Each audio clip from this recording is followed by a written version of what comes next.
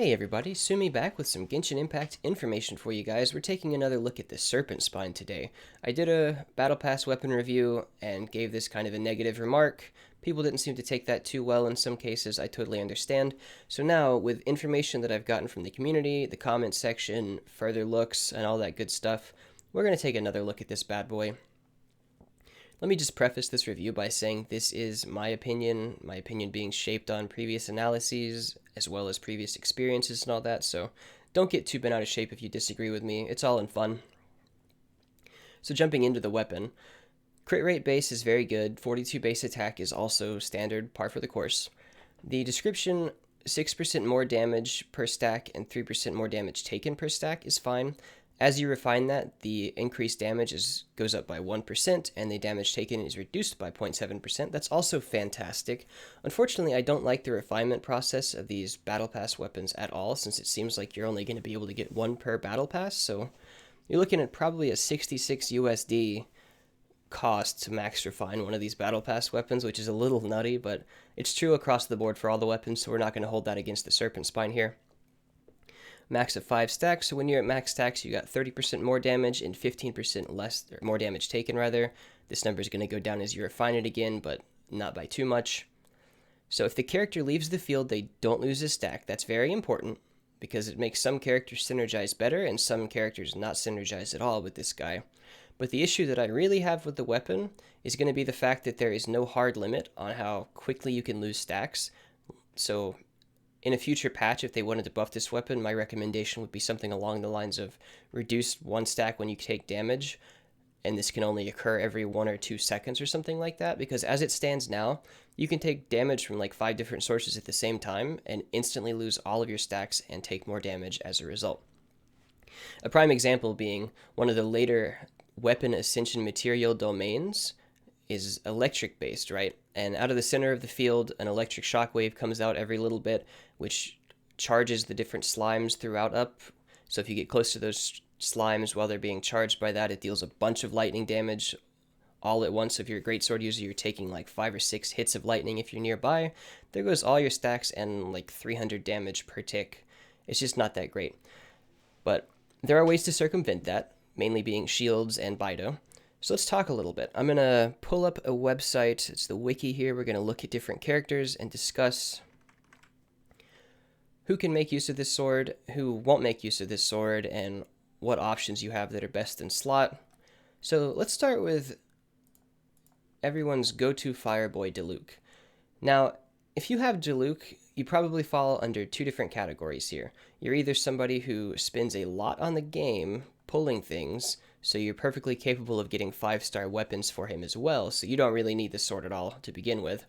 Or you're somebody who's gotten Diluc, and you don't really pull a lot, you don't spend a lot on the game, and it was just by chance or by account reroll that you ended up with Diluc, and now you need a greatsword for him. I think this weapon would be fine for Diluc, because he's going to spend a lot of time off the field. As a greatsword user, they do have kind of a long wind-up time for their full combo, but it's not really a big deal because he doesn't need to finish his combo necessarily. His E is very quick, and you can choose when you follow up with it as long as you get it within the window here, so you have opportunities to dodge incoming attacks and all that, or switch out without losing too much. And then, of course, his ult is a very quick wind-up, and while he's in the animation doing his ult, his burst rather, he's immune to damage, so he's not losing stacks there.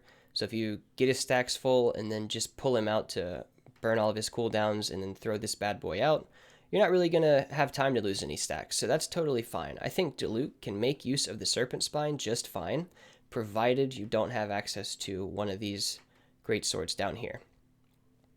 Now, other great swords are fine on him, but I do think Serpent Spine is serviceable. So we can pretty much move on from Diluc. So let's talk about the next one. This is probably the biggest point of contingency. Some people think, yes, Noelle plus Serpent Spine equals shields, fantastic. Some people know better.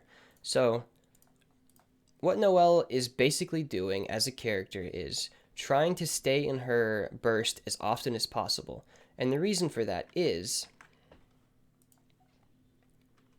let me just pull her up real quick and show you the constellations. People have been posting videos about her constellations and all that. I'll just go ahead and show you that at Constellation 6, During her sweeping time, which is her burst, she gets a huge amount of her defense added to her attack. On top of that, her attack already adds a base 40% of her defense to her attack. That goes up 3% per level. At the max, it's like another 45%. So on the high end, she's looking at, 145% of her defense added to her attack during her sweeping time. That's nutty. It's a low energy cost, a shorter cooldown, or like a fair cooldown, rather.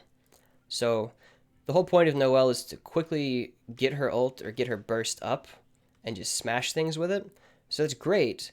The only problem is if you switch characters while her burst is up, she loses her burst, right? So she's one of the characters like Razor who falls out of their burst. If you switch characters, it doesn't stay up like Zhongling's does.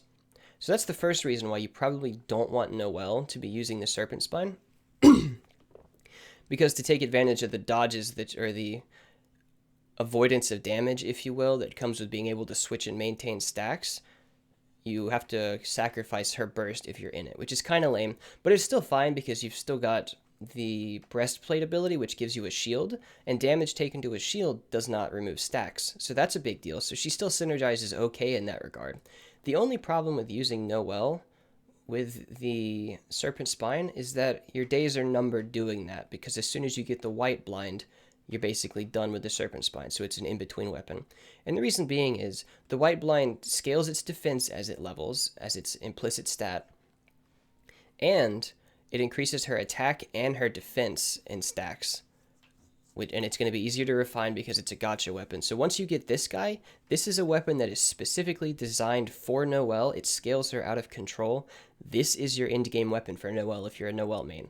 So Serpent Spine kind of ends up being hung up in the closet. You don't wear it again for another 6 months, or maybe you use it on a different character so you don't have any other great swords for a while, but it's definitely not the weapon you want on Noelle. White Blind is incredible. It is Noelle's weapon. Okay, let's move on. So Razor's another one of those situations where if you switch characters while he's in the middle of his burst, you lose the burst and it goes on cooldown. So he doesn't exactly synergize very well with the Serpent Spine. He does, however, synergize well with things like the Prototype Animus and the Debate Club because he does a lot of auto attacking or basic attacking while he's in his burst. So these go really well with him. You don't really want to switch him out very much. Honestly, those are really the best options for him, I think, are these basic attack enhancing weapons or things that do damage when he basic attacks.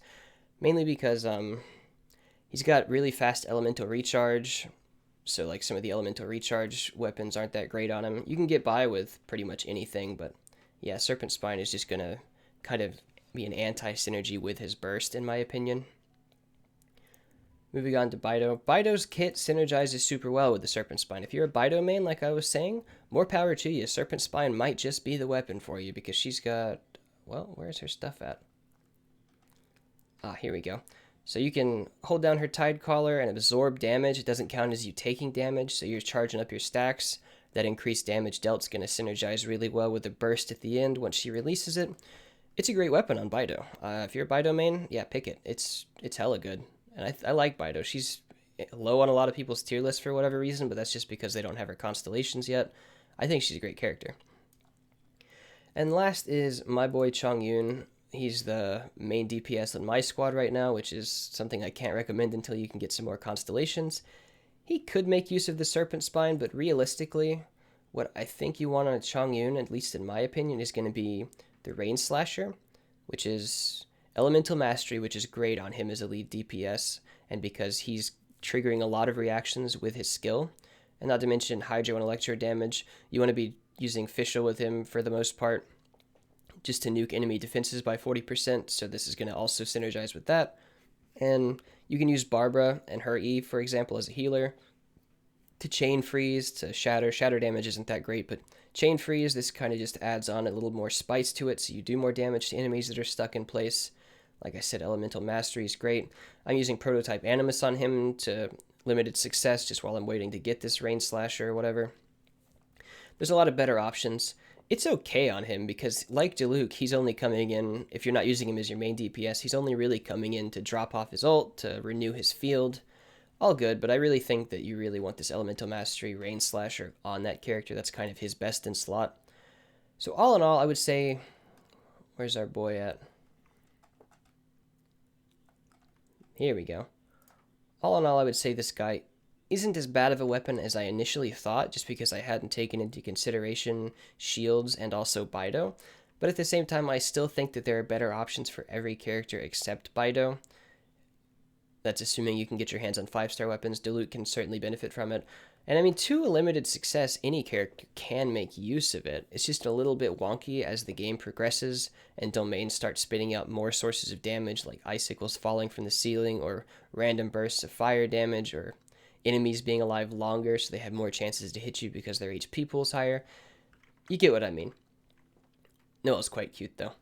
Anyway, hopefully that helps some of you guys. Like I was saying, I apologize for using the term noob trap. I don't think it's necessarily a noob trap anymore. I just don't think it's a very good weapon for the current state of the game. Hopefully they do something more for it in the future if you did pick it. Yeah, leave a like if you guys liked it. Hopefully you did. Hopefully this doesn't stir too many pots. And subscribe for more of this kind of stuff in the future. I'll see you guys in a future video. Take care.